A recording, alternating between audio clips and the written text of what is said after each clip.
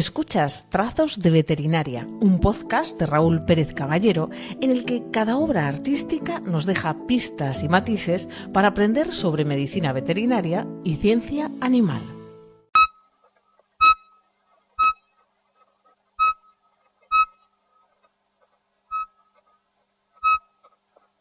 Hay un momento exacto en la consulta donde el aire se vuelve denso, donde el silencio, ese silencio absoluto, pesa mucho más que cualquier diagnóstico que podamos leer en un papel.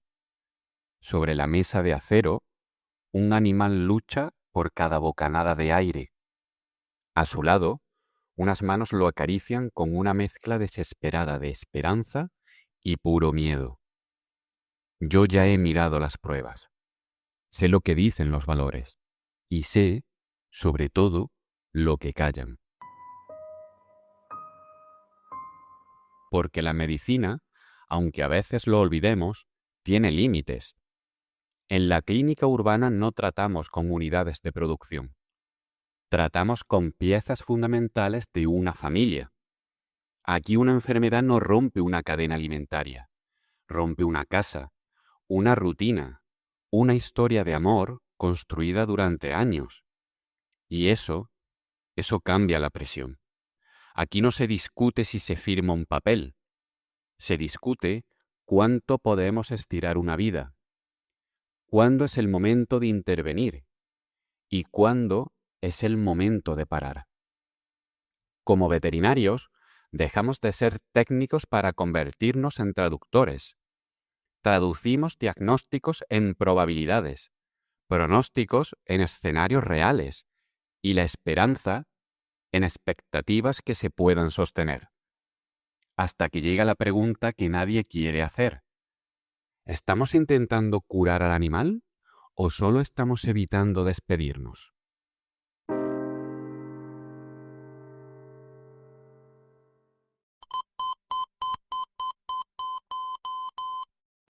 Hoy tenemos tecnología a punta, ecografías que ven lo invisible, analíticas en tiempo récord, cirugías que parecen ciencia ficción. Por eso, la gran pregunta ya no es ¿podemos hacer algo? La verdadera pregunta, la que quema, es ¿debemos hacerlo? En la ciudad, el límite no suele ser técnico, es ético. Hablo del paciente geriátrico con fallo renal, del caso oncológico con metástasis, de esa cirugía agresiva que promete poco y cuesta demasiado, emocional y económicamente. Cuando un propietario te mira a los ojos y dice, haga todo lo posible, esa frase nace del amor más puro, pero para nosotros puede ser una carga insoportable, porque hacer todo lo posible no siempre es hacer lo adecuado. Ser un veterinario empático es saber sostener un no argumentado, no desde la frialdad de una bata blanca, sino desde la responsabilidad del cuidado. La eutanasia no es el fracaso de la medicina. Es una decisión clínica final, un acto de respeto para evitar el sufrimiento cuando ya no hay margen. Pero explicar eso, explicarlo sin romper el corazón de quien tienes enfrente, exige algo que no se enseña en la facultad: madurez emocional. Hablemos de Carmiña. No es una cachorra, ni protagoniza un caso clínico de esos que salen en las portadas de las revistas científicas. Es una labradora con 12 años de vida a sus espaldas. Y en veterinaria, esos años lo cambian todo. Su dueño llega a consulta con una idea fija. Quiere operarle la rodilla. Carmiña tiene dolor, cojea, ha perdido su chispa, y el propietario trae consigo esa esperanza tan humana que dice, si la operamos, volverá a ser la de antes.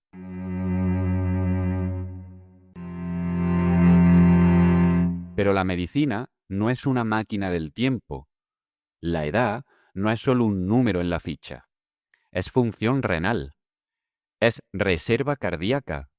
es una capacidad de recuperación que ya no es la misma. Operar, técnicamente se puede, pero la pregunta que debemos hacernos no es si es posible. La pregunta es si merece la pena. Aquí es donde el veterinario debe ser un ancla. No se trata de ridiculizar el deseo del dueño, sino de sostener una verdad incómoda.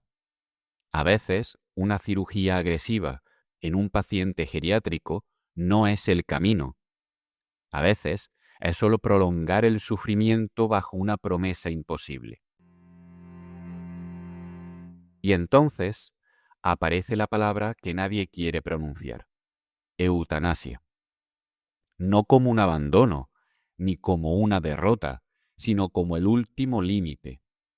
En la clínica urbana, la eutanasia no es rendirse, es evitar un deterioro cruel cuando el horizonte solo ofrece semanas de dolor.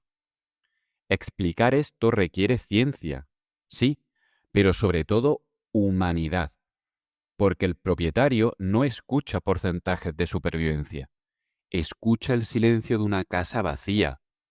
Muchas veces, cuando entran por la puerta, el duelo ya ha empezado. Solo necesitan que alguien les ayude a nombrarlo. Y ahí, el veterinario debe hacer algo que no aparece en los manuales: acompañar.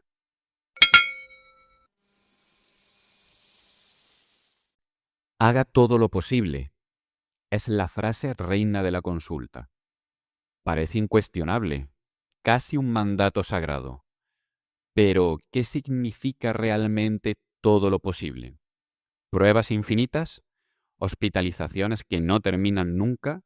¿Cirugías con pronósticos que rozan el milagro? Lo vemos reflejado de forma muy cruda en la serie Animal. Hay un momento que retrata perfectamente este choque. Ese propietario que insiste en operar a su labrador anciano a pesar de que el criterio clínico dice lo contrario.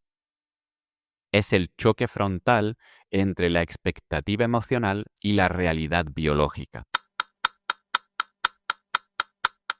En la clínica de ciudad ocurre algo curioso.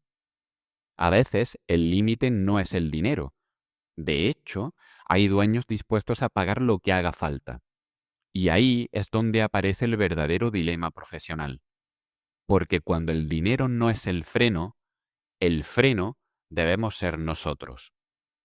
El veterinario tiene que aprender a sostener un no sin pedir perdón. No por rigidez, sino por honestidad. Porque no todo lo que puede hacerse, debe hacerse.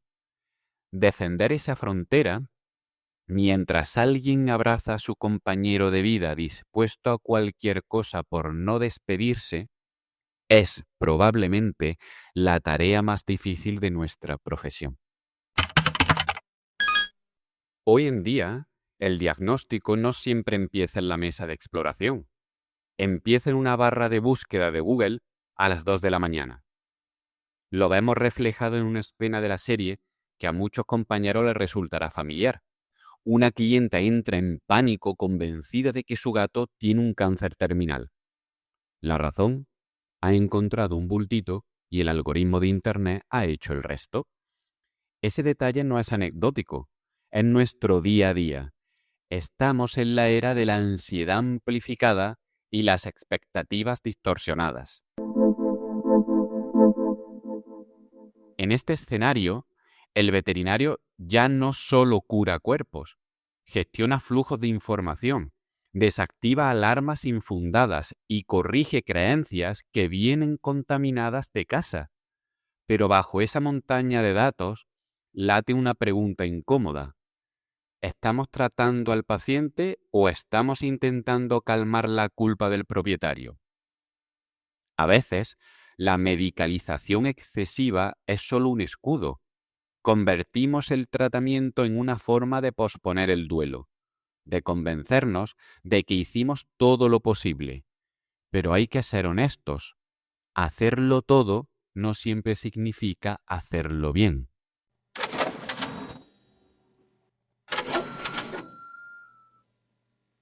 En el episodio anterior hablábamos del mundo rural, donde la presión económica viene de los impagos o de la burocracia sanitaria. En la ciudad, el dinero lleva otra máscara: presupuestos elevados, financiaciones y esa eterna comparación con la medicina humana gratuita. Incluso en la ficción de Netflix se apunta a un fenómeno inquietante: clínicas que funcionan bajo la lógica de las caritas verdes, compitiendo por productos vendidos y puntuaciones en reseñas. Cuando la lógica comercial se impone, corremos el riesgo de convertir al paciente en una oportunidad de negocio. Pero aquí es donde el veterinario debe plantar cara. Nuestra autoridad moral depende de una sola cosa: de que el propietario sepa, sin duda alguna, que nuestra recomendación nace del bienestar del animal y no de nuestra cuenta de resultados. Mantener esa coherencia es, a veces, la cirugía más compleja de todas.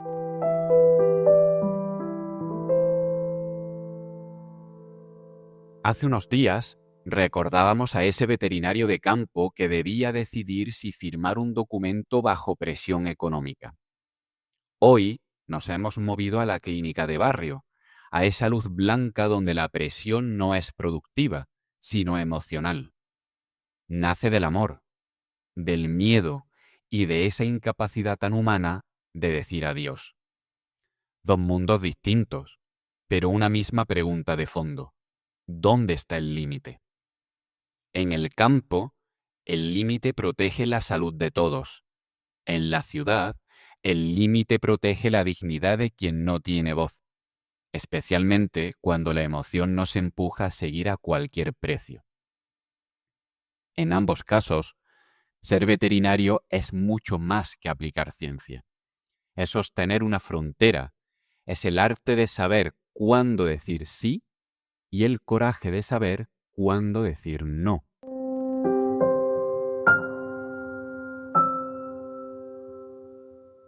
Hasta aquí Trazos de Veterinaria, un podcast de Raúl Pérez Caballero de la Universidad de León para Cultura Plus, con el que descubrirás que el arte también puede acercarte a la veterinaria y la ciencia.